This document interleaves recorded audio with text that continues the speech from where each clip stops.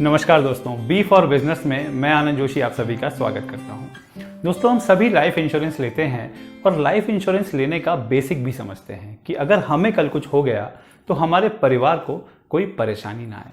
लेकिन दोस्तों, कभी आपने ये गौर किया है या ये विचार किया है कि अगर वाकई में आपको कुछ हो गया तो किस तरीके से, किस आसानी से या कठिनाई से वो चीज़ें आपके परिवार को मिल पाएंगी, इंश्योरेंस, आपकी संपत्ति और वगैरह वगैरह। अगर दोस्तों आप वाकई में इसको विचार करेंगे तो तरह तरह के सवाल आपके दिमाग में आएंगे। इन सभी विचारों को विराम देने का एक सबसे सटीक उपाय है जिसको हम वसीयत और विल के नाम से जानते हैं। दोस्तों, एक बहुत बड़ी मिथ्या और मिसकंसेप्शन है कि विल और वसीयत वही व्यक्ति लिखता है या तो बहुत उम्र दराज है या तो फिर उसके पास बहुत ज़्यादा संपत्ति है। दोस्तों, ये एक बहुत गलत धारणा है।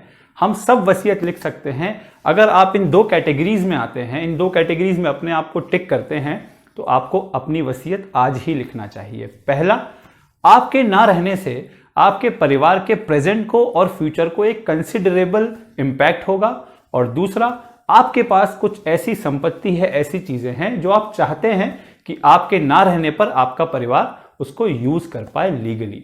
तो दोस्तों, आज हम जानेंगे कि वसीयत लिखना कितना आसान है और वसीयत लिखने के क्या क्या फायदे हैं। तो दोस्तों, आइए वीडियो की शुरुआत करते हैं। और आई एम श्योर कि इस वीडियो को अगर आप अंत तक देखेंगे तो आज आप अपनी वसीयत खुद लिख पाएंगे और बहुत आसानी से लिख पाएंगे। दोस्तों, आइए शुरुआत करते हैं।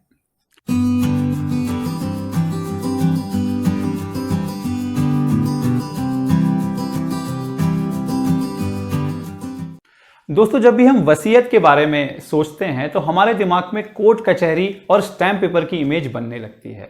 दोस्तों, ऐसा बिल्कुल नहीं है।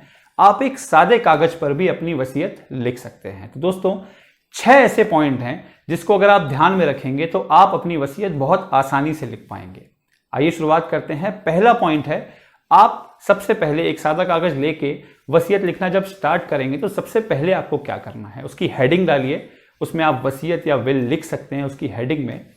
और सबसे इंपॉर्टेंट चीज, आपका नाम, आपका पता, आप जिस जगह पर रहते हैं, आप जहां के निवासी हैं, उसको प्रॉपरली लिखिए।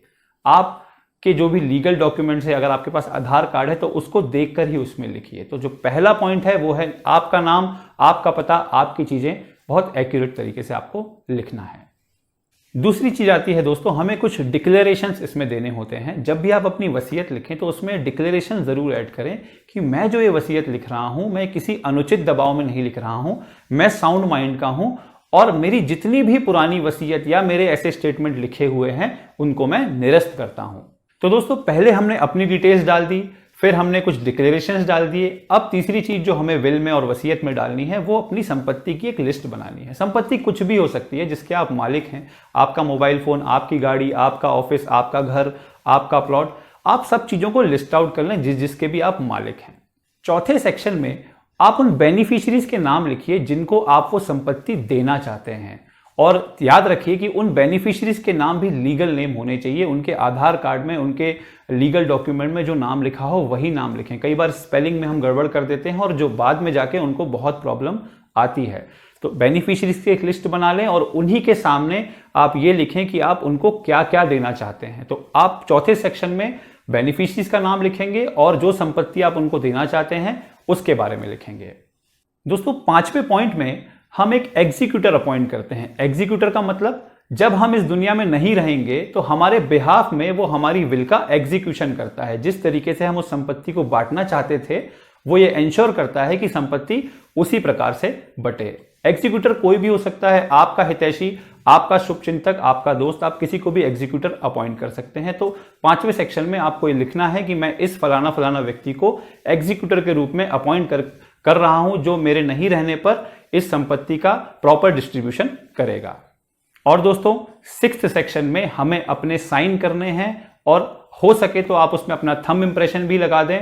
और 2 ऐसे विटनेस को हमें सिग्नेचर लेना है जो बेनिफिशियरी नहीं है, जो ऐसे लोग नहीं है जिनके नाम पे आप संपत्ति करके जा रहे हैं। तो ऐसे विटनेस आपको लेना है। वो कोई भी हो सकते हैं, आपके दोस्त, आपके रिश्तेदार।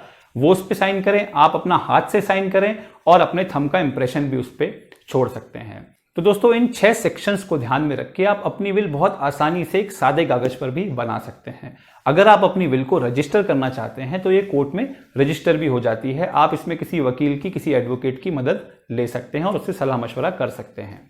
दोस्तों, हम सुबह शाम रात दिन काम कर रहे हैं, चीज़ें जुटा रहे हैं। किसके लिए जुटा रहे हैं? अपने परिवार, अपने स्वजनों के लिए।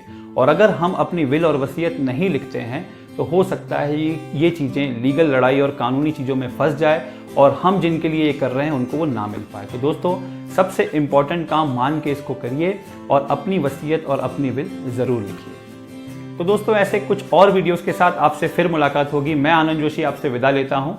नमस्कार।